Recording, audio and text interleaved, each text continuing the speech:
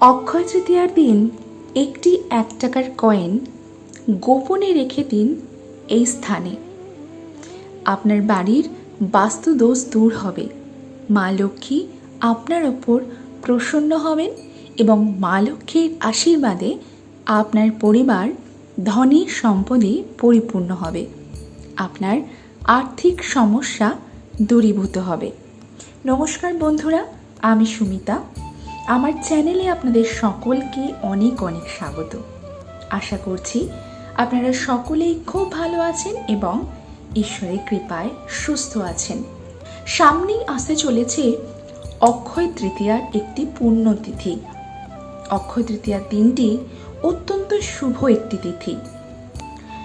এই দিনে আপনারা যদি একটি 1 টাকার কয়েন গোপনে একটি জায়গায় রেখে দিতে পারেন, তাহলে মা লক্ষ্মীর আশীর্বাদে আপনার জীবন ধন্য হবে, আপনার জীবন ধনী সম্পদে পরিপূর্ণ হবে এবং আপনার জীবন থেকে দূরীভূত হবে সমস্ত সমস্যা এবং আপনার আর্থিক সমস্যা থেকে আপনি মুক্তি পাবেন। তাহলে কিভাবে উপায়টি করবেন এবং একটি 1 টাকার কয়েন কোথায় রাখবেন, আজকে আমি আমার ভিডিওতে সম্পূর্ণটাই আলোচনা করব। তাহলে চলুন বন্ধুরা, ভিডিওর মূল পর্বে যাওয়া যাক। তবে মূল পর্বে যাওয়ার আগে আমার সকল বন্ধুদের কাছে অনুরোধ, সম্পূর্ণ ভিডিওটি দেখবেন। আশা করছি আপনাদের ভালো লাগবে। আর যদি ভালো লাগে অবশ্যই আমার ভিডিওতে একটি লাইক করবেন এবং আমার চ্যানেলে যদি নতুন হয়ে থাকেন আমার চ্যানেলটিকে সাবস্ক্রাইব করে রাখার অনুরোধ রইল। আমি সাধারণত আমার বন্ধুদের জন্য পুজো পাঠের বিধি, তত্ত্ব কথা, বাস্তু টোটকা এবং বিভিন্ন রকম উপায় বিষয়ক ভিডিও বানিয়ে থাকি। অক্ষয় তৃতীয়া অত্যন্ত শুভ একটি তিথি। অক্ষয় কথার অর্থ ক্ষয় না হওয়া। তাই এই দিন আপনারা যদি একটি বিশেষ কাজ করতে পারেন, তাহলে তার ফল আপনার জীবনে অক্ষয় হয়ে থাকবে। এই দিনটি যেহেতু অত্যন্ত শুভ, তাই মনে করা হয় এই দিনে যদি কোনো বিশেষ শুভ কাজ করা যায় তার ফল অত্যন্ত শুভ হয় এবং মনে করা হয় তা সর্বদা অক্ষয় হয়ে থাকে। হিন্দু ধর্মে অক্ষয় তৃতীয়া বৈশাখ মাসের শুক্লপক্ষের 3য় দিন পালিত হয়। ধন ও শস্যের দেবী লক্ষ্মীর আশীর্বাদ বর্ষণ করে এই দিনে। তাই এই দিন দেবী লক্ষ্মীকে খুশি করার জন্য এবং তার কাছ থেকে কাঙ্ক্ষিত বর পাওয়ার জন্য তার বিশেষ পুজো করা হয় এই দিনে।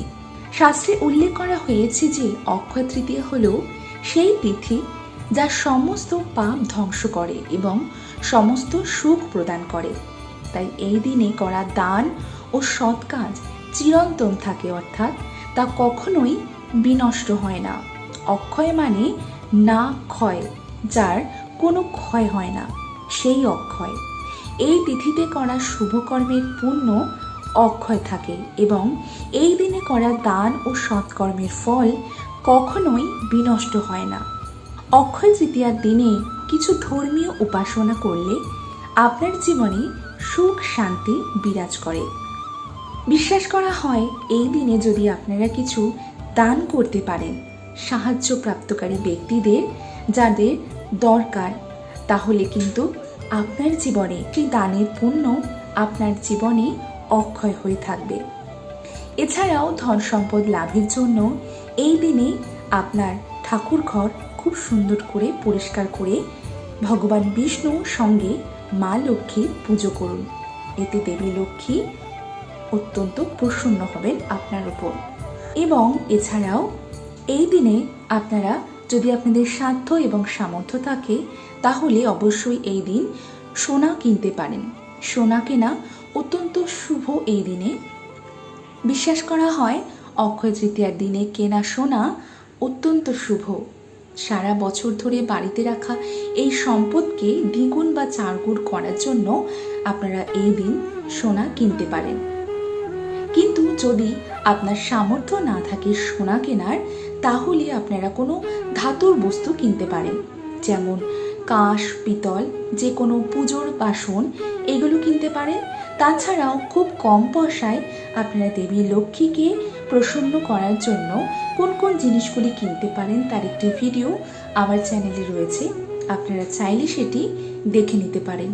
এই সমস্ত জিনিসগুলি কিনে আপনারা দেবী লক্ষ্মীকে প্রসন্ন করতে পারেন এবং তার থেকে আশীর্বাদ লাভ করতে পারেন। এবার চলুন বন্ধুরা, যে উপায়টির কথা আমি বলছিলাম সেই উপায়টি আপনারা এই দিন কিভাবে করবেন সেটি জেনে নিন। অক্ষয় তৃতীয়া যেহেতু একটি অত্যন্ত শুভ একটি দিন, তাই এই দিন বেশি বেলা করে ঘুম থেকে উঠবেন না। ব্রহ্ম মুহূর্তে ঘুম থেকে ওঠার চেষ্টা করবেন, অর্থাৎ সূর্যোদয়ের আগে। যদি সেটি সম্ভব না হয় তাহলে খুব সকাল সকাল ঘুম থেকে উঠবেন। সকাল সকাল ঘুম থেকে ওঠার পর আপনার বাড়ি ঘরদোর সুন্দর করে পরিষ্কার করে নেবেন এবং আপনারা স্নান সারবেন। বলা হয় এই দিন গঙ্গা স্নান করলে মোক্ষ লাভ হয়, তাই আপনার বাড়ির আশেপাশে কিংবা যদি আপনার সম্ভব হয় গঙ্গায় যাওয়া কিংবা কোনো পুণ্য নদীতে স্নান করা, তাহলে সেটা আপনারা করতে পারেন। আর যদি সেটি সম্ভব না হয় তাহলে আপনারা আপনার স্নানের জলের মধ্যে একটুখানি গঙ্গা জল মিশিয়ে স্নান করে নেবেন এবং তারপর শুদ্ধ বস্ত্র পরিধান করবেন। শুদ্ধ বস্ত্র পরিধান করার পর আপনারা আপনাদের ঠাকুর ঘরে যাবেন এবং ঠাকুর ঘর সুন্দর করে পরিষ্কার পরিচ্ছন্ন করে এই দিন বিশেষ করে মা লক্ষ্মী এবং ভগবান শ্রী নারায়ণের যুগলে পুজো করবেন। ঘট বসিয়ে সুন্দর করে পুজো করবেন এবং ভোগ দেবেন। আপনারা চাইলে এই দিন ভগবান শ্রী নারায়ণকে সিন্নি ভোগ দিতে পারেন আর মা লক্ষ্মীকে ক্ষীরের অর্থাৎ পায়েসের ভোগ দিতে পারেন। এইগুলি দিলে ভগবান শ্রী নারায়ণ এবং মা লক্ষ্মী অত্যন্ত প্রসন্ন হবে। তারপর আপনারা আরতি করবেন এবং আপনারা একটি মঙ্গল সামগ্রী মা লক্ষ্মীকে নিবেদন করবেন। সেই মঙ্গল সামগ্রীটি কি কি চলুন জেনে নিই। মঙ্গল সামগ্রী নিবেদন করার জন্য আপনারা একটি পান নিয়ে নেবেন। পানটি যেন ছেঁড়া ফাটা না হয় সেদিকে খেয়াল করবেন। পানটি যেন একদম পরিপূর্ণ হয় এবং পানটিকে খুব ভালো করে ধুয়ে একটা শুকনো কাপড় দিয়ে মুছে নেবেন। তার ওপর 3টে সিঁদুরের ফোঁটা দেবেন এবং তার উপর দেবেন কিছু সামগ্রী। সেগুলি হলো একটি সুপুরি, একটি হলুদের কাঠ, একটি 1 টাকার কয়েন অর্থাৎ 16 আনা, তার সাথে দেবেন একটি কড়ি। এই সমস্ত কিছু একটি ফুল সহযোগে মা লক্ষ্মীকে নিবেদন করবেন এবং সেটি মা লক্ষ্মীর চরণে নিবেদন করবেন সকালবেলায়। সেটি সারাদিন কিন্তু ওখান থেকে সরাবেন না জিনিসগুলি।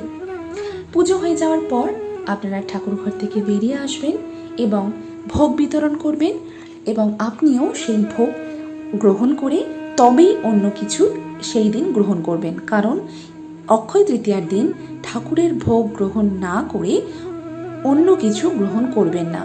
সর্বপ্রথম ঠাকুরের ভোগ গ্রহণ করবেন, তারপর আপনার যা আপনি খান দিনে সেইগুলি খাবেন।